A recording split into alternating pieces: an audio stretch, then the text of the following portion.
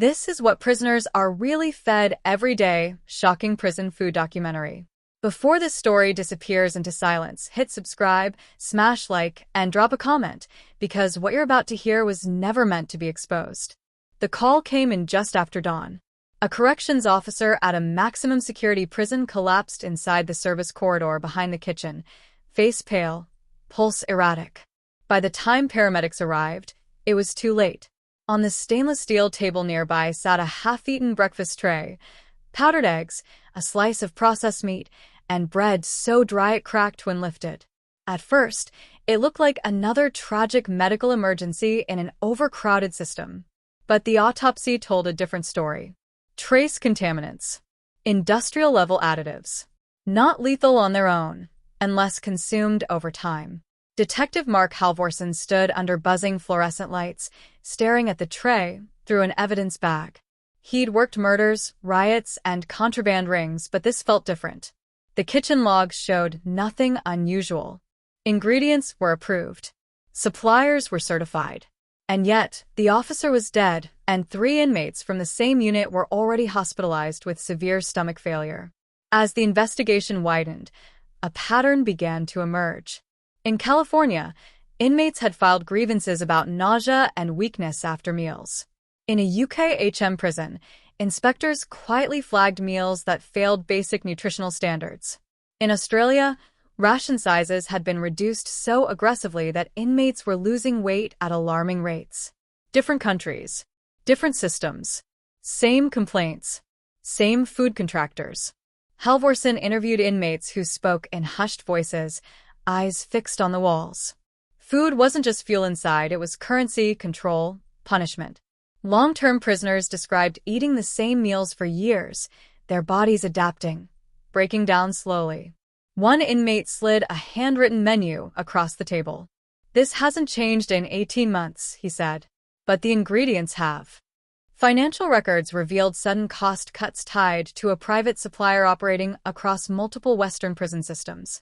Cheaper substitutes. Longer shelf lives. Minimal oversight. Everything legal on paper. Everything devastating in reality.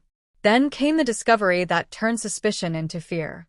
A sealed internal memo, never meant for public eyes, buried inside a procurement database. It detailed complaints from staff, warnings from nutritionists, and a single chilling line: health risks acceptable under current contracts. Halvorsen closed the file, realizing this wasn't negligence. It was a decision. And when investigators traced the supplier's latest shipment, they learned it was already en route to another prison, another kitchen, another morning maya. By the time Detective Halvorsen reached the distribution hub, the trucks were already gone. 3 refrigerated trailers had left before sunrise, each carrying pallets of prepackaged prison meals destined for facilities across the United States, the UK, and Australia. The supplier called it standard distribution. Halvorsen called it a ticking clock. Every mile those trucks traveled meant thousands of inmates eating the same food that had already killed one officer and hospitalized others. Inside the hub's office, paperwork didn't add up. Delivery weights were inconsistent.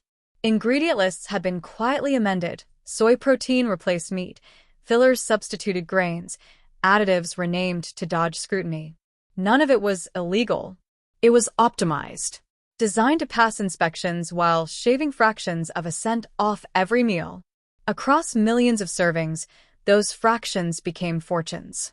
The first breakthrough came from an unlikely source, a former inmate named Daniel Price, released 6 months earlier from a UK high-security prison. When Halvorsen interviewed him, Price looked healthier than most men who'd served 10 years, but his hands shook as he spoke. He described chronic dizziness, blurred vision, and violent stomach cramps that started after a menu upgrade. Complaints were ignored. Medical requests delayed.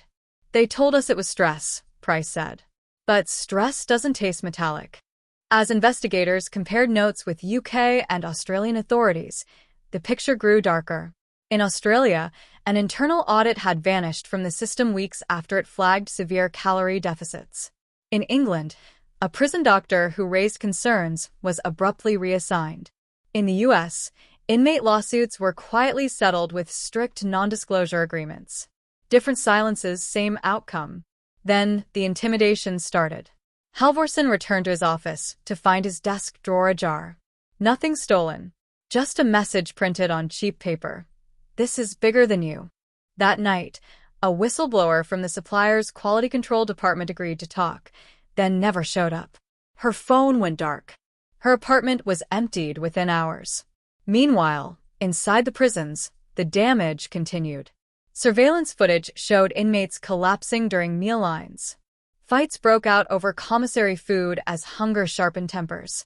Guards reported rising aggression, slower response times, and unexplained illnesses among staff who ate from the same kitchens.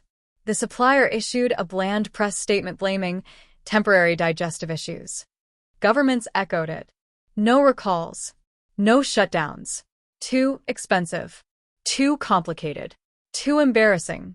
Halvorsen finally obtained a leaked spreadsheet from an anonymous source. It mapped projected, acceptable health impact against profit margins. The numbers were clinical. Cold. Lives reduced to tolerances. But the final column stopped him cold. A note marked in red. Phase 2 implementation approved. No explanation. No details. Just one scheduled date, less than 2 weeks away. Phase 2 wasn't a recipe change. It was a system change. Halvorsen learned that when an encrypted drive surfaced from an Australian investigative journalist who'd gone quiet weeks earlier. The files showed internal presentations from the supplier to government procurement officials. Slides framed inmates as long-term dependents and meals as behavioral stabilizers. The language was clinical, but the intent was clear. Reduce costs further by lowering caloric density while increasing additives that suppressed appetite and induced lethargy. Fewer fights. Fewer incidents. Less staff required. On paper, it looked like efficiency. In practice, it was control deprivation. As authorities across the US, UK, and Australia raced to verify the data, evidence began disappearing.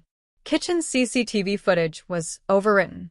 Medical logs were misfiled. A senior corrections administrator in the US resigned abruptly, citing health reasons, then boarded a private flight out of the country. Every move suggested coordination, not coincidence. Inside one American state prison, an inmate named Luis Moreno became the focal point of a brewing crisis. He'd worked kitchen duty for years and knew the food better than anyone. When Phase 2 test meals were quietly introduced on his unit, Moreno noticed the texture change immediately. The food looked the same. It tasted the same. But within days, men stopped finishing their trays. Some stopped eating altogether. Moreno smuggled out samples using a guard who'd lost 20 pounds in 2 months and was scared. The lab results came back fast. The additives weren't poison. They were worse. Appetite suppressants approved for livestock feed. Legal in tiny doses. Devastating when consumed daily by humans with limited nutrition. The compounds didn't kill quickly.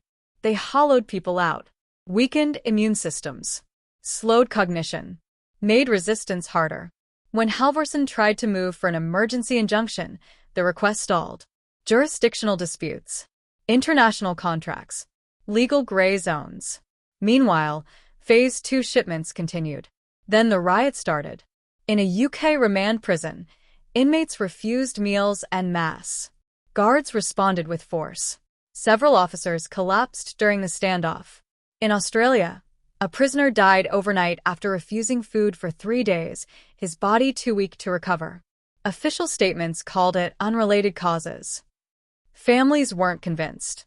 Halvorsen finally tracked the supplier's executive decision-maker to a private facility outside London. As warrants were prepared, his phone buzzed with a final message from the anonymous source who'd leaked the spreadsheet.